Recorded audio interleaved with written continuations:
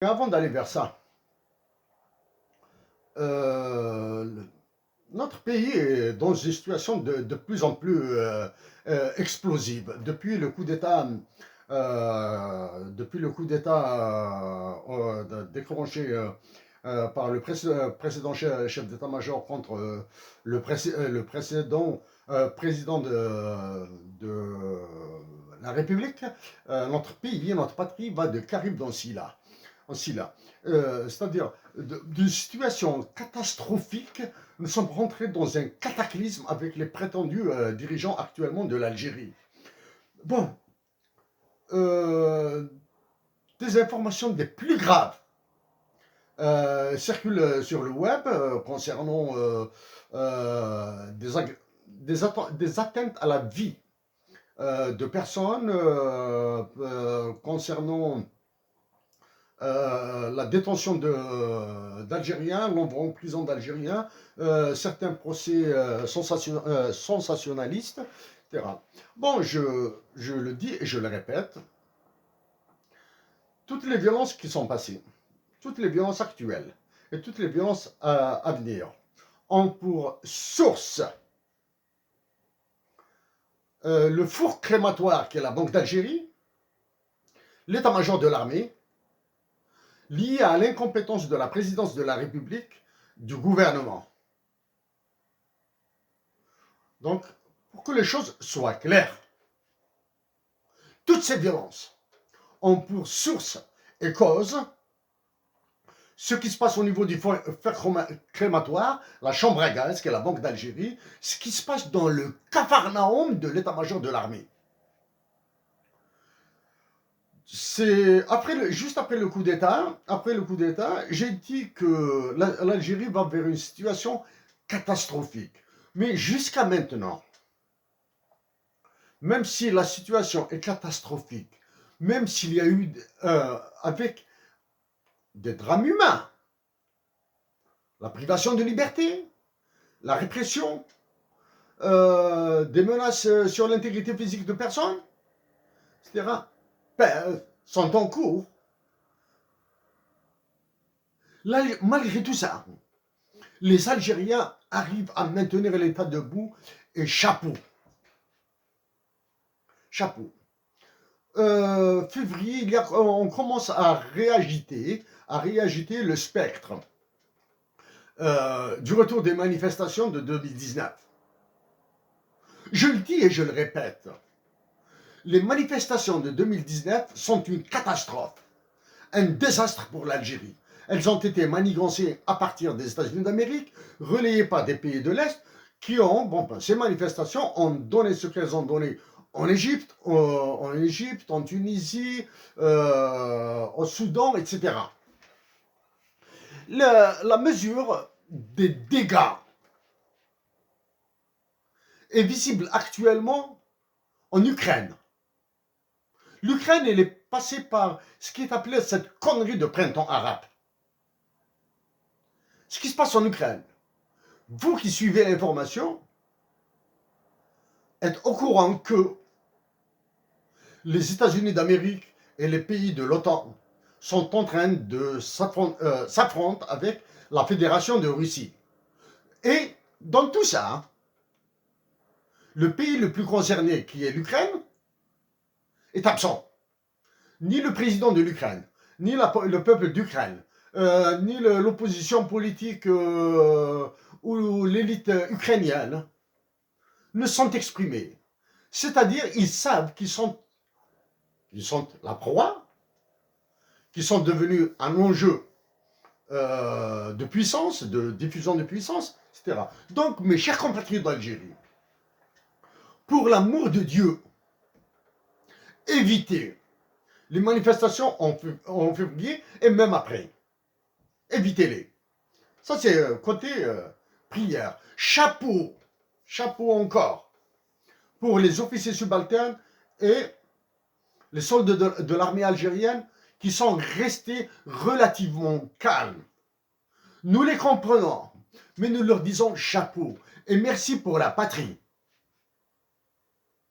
Ce qui se passe dans certains pays au sud de l'Algérie est très grave. Et vous avez évité ce piège. Le piège qui a été dressé et refermé par la France sur l'Algérie. Ça, c'est un côté. Ce sont des aspects sur lesquels je vais revenir dans le cadre de cette encore fumisterie qui est le sommet Afrique, Union africaine, Union européenne. Je vais revenir dessus parce que je dois continuer cette bagarre avec le roi de France et ses colonies africaines, le président Emmanuel Macron. Bref, maintenant, des compatriotes algériens innocents, détenus pour divers motifs, ce mouvement de déstabilisation, des motifs de niveau du type sécession, indépendantisme, et d'autres pour des motifs qui seraient liés à l'immaturité de l'Algérie. Vous avez toute ma solidarité, mais ma solidarité est stérile. Parce que je n'y peux absolument rien faire de concret pour vous. Sauf mes mots au niveau international. Et ce que vous entendez maintenant. Vous avez toute ma solidarité. Vous avez tout mon cœur avec vous. Et mes pensées vont à toutes vos familles, à vos enfants, à vos parents. En parlant de ces détenus, peu importe le motif maintenant, je parle des détenus, de tous les détenus algériens, à la Kabylie en particulier, et l'intelligence de ne pas être encore une fois les dindons de la farce. Voilà pour le côté. Reste le côté maintenant état-major de l'armée. C'est en 2018 que j'avais suggéré une nouvelle élection présidentielle et le renouvellement de l'état-major de l'armée que je réitère, c'est une suggestion. Bien sûr, cette suggestion, comme la dotation de l'Algérie, la suggestion portant la dotation de l'Algérie d'un hymne national bilingue en arabe et en tamazight, sont peu bruitées, sont peu entendues. Bon, c'est la vie qui est faite ainsi. Chérif Aïssat qui vous parle n'a aucune influence. Donc, ça c'est donc le renouvellement de l'état-major de l'armée et une élection présidentielle anticipée.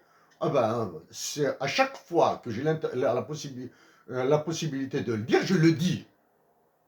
Tenant, ce qui devient quasiment plus que kafkaïen,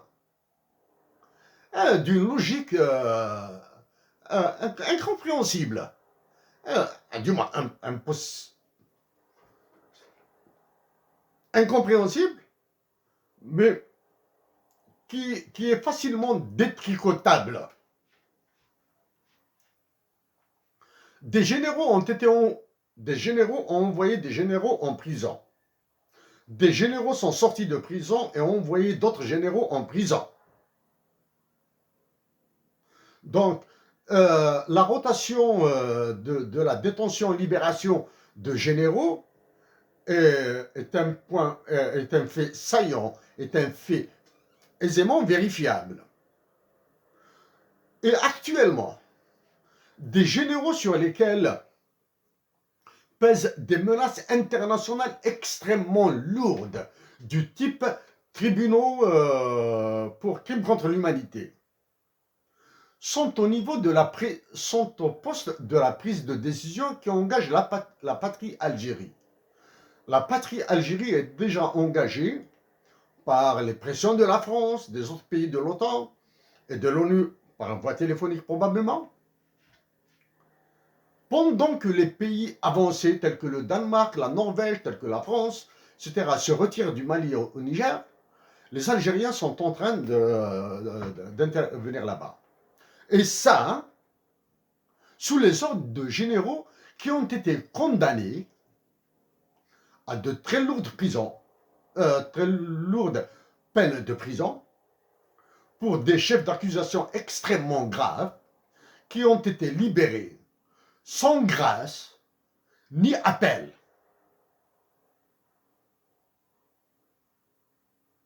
Sans grâce ni appel, ni absolution des crimes. Ils se retrouvent à prendre des décisions pour l'Algérie, qui engagent la population algérienne. Au chef d'état-major et à ses combats, et à sa clique,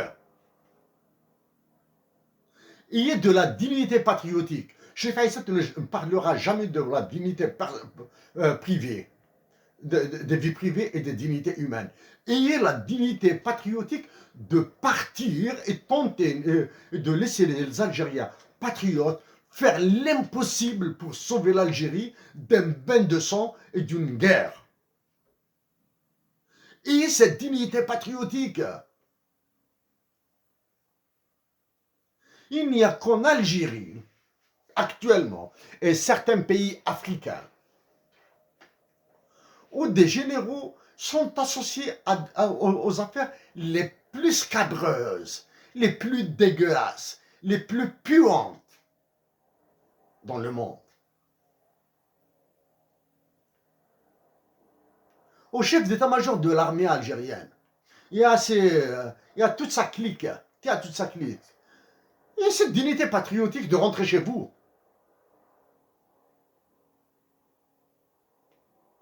Alors, chers compatriotes, maintenant, je passe au sujet de mon intervention. Algérie, le ratio de dépendance démographique de 2020 et l'économie, c'est-à-dire son impact économique. Bien sûr, l'objectif, c'est l'évaluation de l'impact économique au moyen d'équations, sur lesquelles je vais passer très vite, d'équations du ratio de dépendance sur le bien-être social des habitants d'un pays sous-développé. Les Algériens, chers compatriotes d'Algérie, ça me fait très mal de dire que notre pays est sous-développé. Je dis que le sous-développement est comparable au colonialisme. Si vous n'avez pas conscience de notre sous-développement, si nous ne prenons pas conscience de notre niveau de sous-développement, nous n'aurons jamais la conscience, l'intelligence de développer des moyens qui soient sociaux, qui soient économiques, qui soient anthropologiques pour sortir du sous-développement économique.